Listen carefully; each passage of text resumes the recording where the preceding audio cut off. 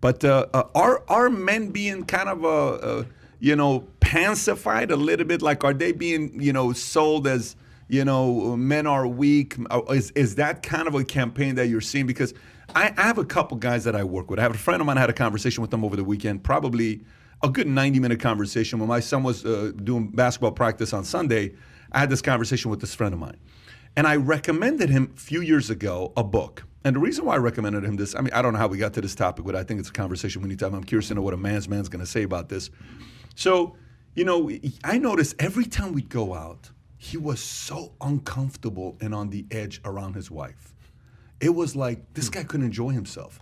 Oh my gosh, all this other stuff, right? Now, one day I'm sitting there talking to him. So let me ask you a question. Who'd you spend more time with, mom or dad? Mom. Are you a mama's boy? I'm mama's boy. Okay, cool. It's great. Mama's boy. It's phenomenal. I had a great laugh with my mom the other day where somebody from Armenia called my mom from the Middle East. Baku, Azerbaijan, called my mom and said, do you know who your son is? Do you know what your son said about the Armenian community? Give us your son's number. We want to call him and congratulate him. My mom's like, do you want me to give you my son's number? He says, my son barely has time to talk to his own family. You think he's going to call you? We had a good laugh together. But so, we're sitting down and I'm like, listen, tell me about your relationship. Why are you the way you are? You're so walking on eggshells all the time. So I said, read this book, which, by the way, I highly recommend this book for any man. It's called No More Mr. Nice Guy, okay? And this book explains how men used to be raised being around their fathers more, working on the farm. So kind of like somebody like your dad would push him around, toughen him up, all that other stuff. And after a generation, boys were raised spending more time around moms than they were around their fathers, and they got a little bit softer to where now men are not as strong, as manly as they once used to be. Now, this is what the author talks about. Phenomenal book, No More Mr. Nice Guy. I recommend every nice guy to read No More Mr. Nice Guy for many different reasons. Do you think there's any credence to men being a little bit soft nowadays? Jeez. Don't get him started here. Oh, my gosh. Be gentle, because we don't want to offend our nice guys. Please, Steve. No, people tell me I'm a nice guy. I nice guy who took down Pablo Escobar. I'm just a nice guy. One guy who doesn't think you are. I saw a photo of him. Loaded, barefoot. Honestly, I grew up a mama's boy because it was easier to get things from my mom than it was my dad, right? I've always considered myself a mama's boy, but I don't think that makes you weaker, and I don't see anything wrong with being a mama's boy. I'm a huge on the quality of the sexes. If you're doing the same amount of work, you deserve the same amount of pay. You deserve the same amount of recognition. Did you ever get answer from the guy why he was nervous around his wife? Oh, he read the book. Oh, yeah? He read the book, and things changed in their relationship. And but again, I see a lot of people that try to appease and conform way too much, and they try to please everybody in their lives all the time. And sometimes when you do that, you're not able to enjoy the things that you want to do in your life, because you're always worried about what about what that person thinks. Now, there's a different story between wanting to make your parents proud. I want to make my mom and dad proud. There's nothing wrong with that. I want to make sure my mom, looks up and says, "That's my son. I'm proud to have a son." There's nothing wrong with that. But the part about, like, for example, in the Middle Eastern community, by the way, the author's name is Robert Glover. I'm telling you, I highly recommend this book. I've never met the author.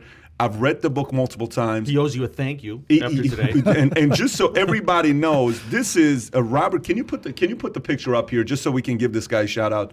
And you know what? If anybody knows Robert Glover, and if Robert Glover, anybody sends this podcast to you, send us a message. Maybe we'll bring you on here to say, to get you to talk some smack to nice guys. How did you read it for the first time? Did you think you were being too nice? No, not at all. So I was reading a book called The Way of Man by an author that's a very weird author. You remember this guy? He came over here. We interviewed him. He's a gay Republican, okay? And he was he's not anymore. He was at the time, and he kind of changed. And the interview was a little bit awkward. So, at the end of the interview, he says, well, I kind of wish this interview, can we cut this? Can we cut that? I'm like, listen, we don't do cuts. We just give the interview. And I said, let's just sit on the interview. We never went live with the interview, right? But when I read the book, The Way of Man, it recommended No More Mr. Nice Guy. So I just said, let me go buy all these books because I'm leading an organization with a lot of agents. Some of them were going through this. We started recommending this book, and it changed for some people. But going back to the question of No More Mr. Nice Guy, I don't know. I just see a lot of people nowadays that are constantly trying to please everybody all the time. everybody all the time. And there's an element of when you're trying to please everybody all the time, you cannot spread your wings. You know, at some point, my mom and dad would fight, and my dad, I'll never forget what my dad would say to my mom. My dad would say, why are you like this with these kids? You realize they're gonna do the same thing we did. And she says, what do you mean? I said, your kids are gonna grow up one day, just like you left your mom and dad to go build your own family. One day they're gonna leave you and go build their own family. They gotta be independent, right? So my dad was a little bit trying to build independence. She was more trying to build, attachment and stick around and all that other stuff. It's very common in the Middle Eastern community. Middle Eastern marriages, let me give you an idea how Middle Eastern marriages work. Maybe a little bit closer to Latino, and you guys can completely say it's also similar in American type of marriages, but let me give you Middle Eastern marriages. So say a man, decides to get married, and they're Armenian, okay? The guy's Armenian, the girl's Armenian, mom and dad, both sides, very much involved. There's a lot of politics. One side will say, he shouldn't be doing this. The other side will say, she shouldn't be doing this. It's so much. You should raise your kids this way. You guys shouldn't do that. It's all this should constantly, which you should be doing. And what it typically ends up doing is the two that got married, they loved each other. They're crazy about each other. I mean, if you said, yes, I do, you love this woman or this man at one point, right? What caused this division between a husband and wife? These are good friends of mine. What caused the division between the husband and wife? Families getting involved. Almost 9 out of 10 times, it's families poking the girl and poking the guy and say, you should do this.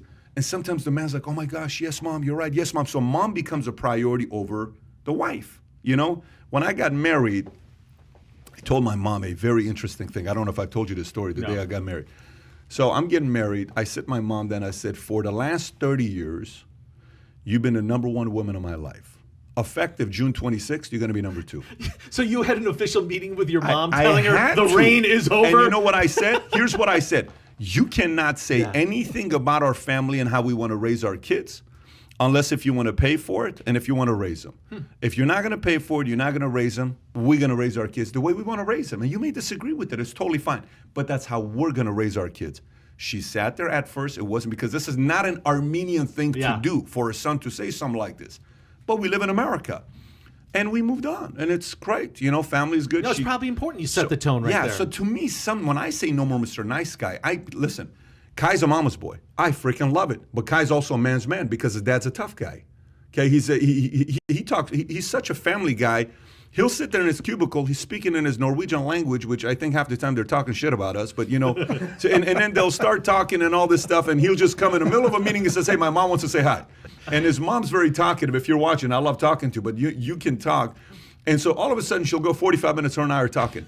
But you know what? As much as Kai's close to his family, he's going to go to spend time with his family for a couple of weeks, the guy's still a man's man. He still has that independence. So I think that mixture of having both is so necessary.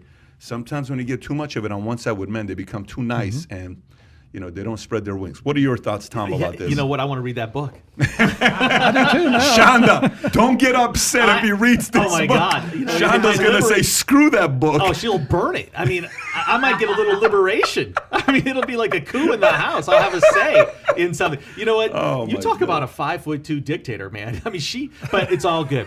How do you get that book? Amazon?